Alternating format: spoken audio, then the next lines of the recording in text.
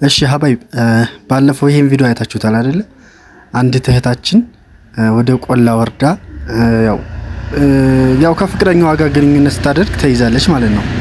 እና በፖሊስ ቁጥጥር ነው ስር የዋሉት ከዛሬ 2 ወር 3 ወር አካባቢ ማለት ነው። እና ጓደኛ በጠላት ጓደኛ ተይዘዋል። እንግዲህ ይሄ ሪከርድ የቀረጸው እነዚህ ሪከርዳቸውን የያዘው ማን ነው? ጓደኛው ነው፣ የሱ ጓደኛ ማለት ነው። እና ገንዘብ ቀምቶታል መሰለኝ ይሄው ዱርዬው ማለት ነው። ገንዘብ ስለቀማው ያው እሱም ለመበቀል ብሎ ይሄን ቪዲዮ ያዘበትና ሶሻል ሚዲያ ለቀቀበት። ያው እነሱም ያው በእንደዚህ ሲሯሯጡ የያዘው ያው ፖሊስ ሲሯሯጣቸው ነው የተያዙት ማለት ነው። እና ምን ልላችሁ ነው፣ እኔ በጣም ከባድ ነው። ልጁም ያው እነዚህ ልጆች ፍርድ ቤት ቀርበዋል፣ ተይዘዋል። እሱ 18 አመት እሷ ደግሞ ኢቃማ አላት። ኢቃማ ስላላት ያው ኢቃማዋን ተጠቅማ ነው ወደ ቆላ ያወረደችው ማለት ነው። እና ኢቃማዋ ስላላት 6 አመት ያው ማሻሻያ ተደርጎላት ተፈርዶባታል። እና እስኪ ሰላም ልበላችሁና እናወራለን። ሰላም አለይኩም ወራህመቱላሂ ወበረካቱ። ክርስቲያን ወገኖች ብያላችሁበት ሰላምታ ይድረሳችሁ። ሰላም ብያለሁ። እና ምን ልላችሁ ነው፣ እኔ በጣም የሚገርመው አላማ ያወጣ ሴት እንደዚህ አላማውን ሳታሳካ በዚህ በተልካሻ ምክንያት ለ5 ደቂቃ ስሜት ብላ መቀመቅ ነው የገባችው። ተመልከቱ፣ 6 አመት ለሷ ቀላል አይደለም። እሱ ተውት፣ አሁን ለራሱ 25 አመት ቢሆነው እዛ 18 አመት ተከንቸር ሲገባ አስቡት እንግዲህ 30 ምናምን አመቱ 38 40 አመቱ አካባቢ አስቡት እንግዲህ ምን ያክል ህይወት እንደሚያመልጠው 40 አመት እንግዲህ ሲሆኑ ይወጣል ማለት ነው። ምን ያክል ህይወት እንደሚያመልጠው ምን ያክል ልጅ ስለሌለው ልጅ ያመልጠዋል። በጣም ከባድ ነው። እና እኔ ከአንድ አላማ ያላት ሴት ይሄ ይጠበቃል ብዬ አላሰብኩም። ያው እንግዲህ የእጃቸውን ያገኙት በዚህ ማለት የእጃቸውን አግኝተዋል። እነሱ ቢያንስ ቤተሰብ ማሰደዋል፣ አስወርደዋል። አዋራጅ ናቸው። በጣም ነው የሚያሳዝነው።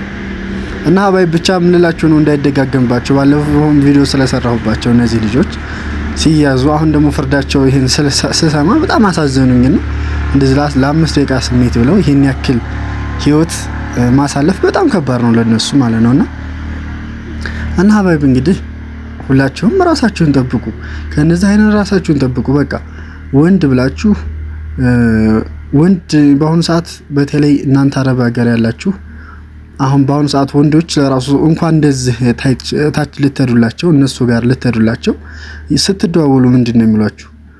አጎቴ ሞተብኝ፣ ይሄን ያክል ማጽናኛ ስጪኝ። በቃ አፋውጥቶ እኮ ነው የሚልሽ። አጎቴ ሞተብኝ በሳምንቱ እና አሞኝ ነው ሆስፒታል ገብቼ ሪፈር ተባልኩ እኮ ነው ያሁኑ ዘመን ወንድ እንደዚያ ነው። እኔም ወንድ ነኝ፣ ግን አንዳንድ ንጹህ ወንዶችም አንዳንድ ጀግና ወንዶችም አሉ በዛ መሃል ማለት ነው። እና አንዳንዴም አይታችሁ ነው መግባት ያለባችሁ። ሁሉ ነገር ስታዩት እኮ ያስታውቃል። ባወራሩም ታውቁታላችሁ፣ በቃ በሁኔታ ሁሉ ታውቁታላችሁ እኮ ወንድን ስታገኙት ማለት ነው። እውነተኛ ትዳር ፈላጊ ይታወቃል። እና ለዛ ነው አይታችሁ ግቡበት ለማለት ፈልጌ ነው ማህባዊ። እና እስኪ እንደው ያው ቪዲዮ መጨረሻ ላይ ነበርን የማርቀው፣ ግን እናንተ ያው መጨረሻ ስለማደርሱ እና ለመርቃችሁ ወላይ እና ብዙ ሴቶች ህይወት ያላዩ አሉ። እንደዚህ አይነት ሴት በዚህ እርሜዋ እስር ቤት ሲገባ ብዙ ህይወት አለና ከእንደዚህ አይነት ውርደት አላህ ይጠብቃችሁ፣ የምታመልኩት አምላክ ይጠብቃችሁ። በቃ የያዛችሁት ነገር ይበርክትላችሁ። በቃ የያዛችሁት ሲበረክት ነው እናንተ ወደ ሀገራችሁ የምትመኙትና የያዛችሁት ይበርክትላችሁ። እቺ ሴት ምን አግኝታ ነው እንደዚህ የሆነችው ብለው የሚመኙባችሁ ያርጋችሁ። እንደዚች ያርገኝ እንደዛ ህይወቷ ተሳክቶላታልና እንደሱ አሳካልኝ ብለው የሚመኙባችሁ ፈጣሪ ያርጋችሁ።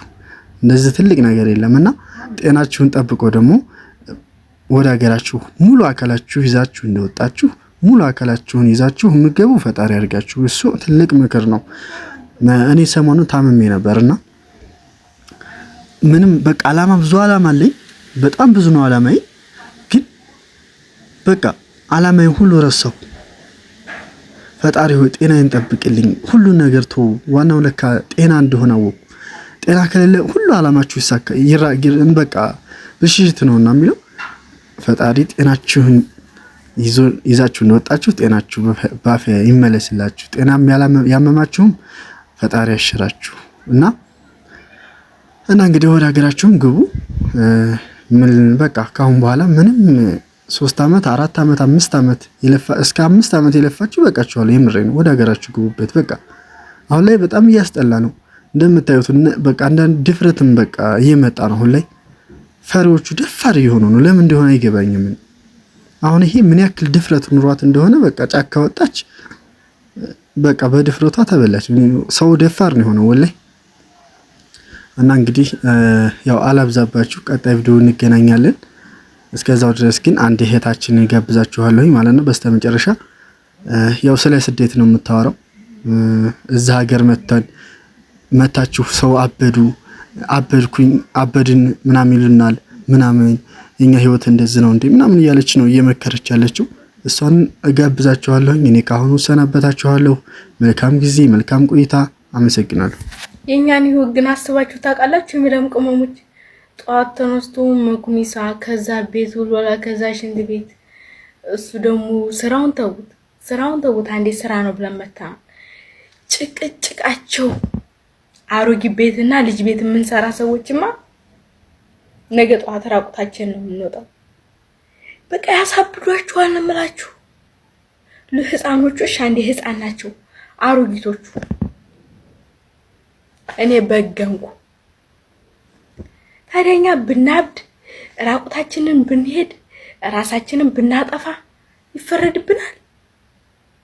አብደናል እኮ። እኔ አሁን ጤነኛ መስያችሁ ነው ስለፈልፍ አብጄ ነው የምለፈልፈው። አሁን ፈጣሪ ወይ ትዕግስቱን ስጠኝ። አስባችሁታል? ደግሞ በዛ ላይ ጀዋላችን ባይኖር እኔ ለአንድ ቀን ነው አልጎብኝ ስልክ አልሰራ ብሎ ምን ሆኖ እንደሆነ አላውቅም። በኋጀ ነክቼ ይሆናል። ለአንድ ቀን አልሰራ ቢለኝ የሆንኩትን እኔ ነኝ የማውቀው። በቃ ገና ሰዓቱ ሳይደርስ እንቅልፍ አለ።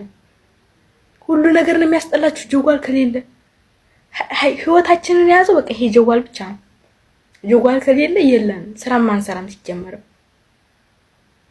እና እንደዚህ ሆነን እንኳን ሀገር እንኳን ስንገባ አበዱ ነው የምንባለው። ደህና ስም እንኳን አይሰጠን። ወይ ለፍታን የመጣችሁ እሷ ስታሳዝን እንኳን አይሉንም። አቤት አብዳ መጣ ነው የሚሉ። መድኃኒዓለም ያሳብዳቸው ነው።